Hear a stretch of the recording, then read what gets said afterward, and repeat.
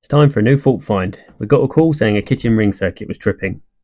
On this occasion, the customer had done a load of the legwork, taken a lot of the sockets off, even found an outside socket that was faulty and taken that off himself, and it was still tripping at this point, so it's now down to us.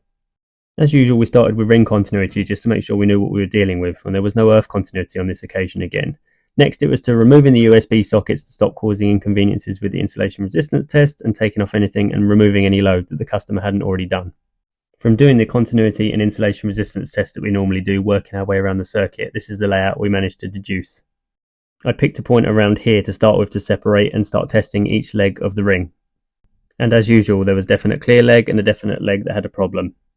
From there, our usual process is to split the circuit and split it again until you locate the area that's got the insulation resistance fault.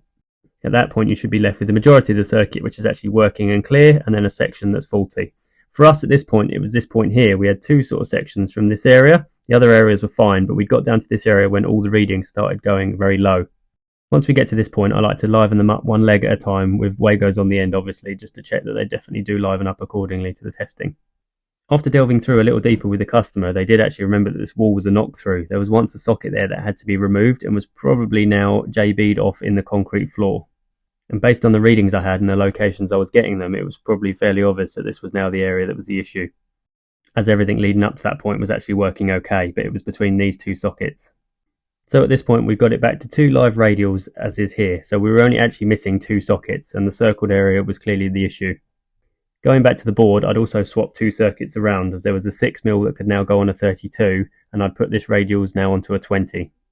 Again, this is only a temporary measure, as we can't have a kitchen on a 20 amp radial, as people quite frequently point out. We're doing a follow-up quote on the potential remedial work, but as for now, that was everything live and back up again and another one sorted, and we'll let you know how this goes.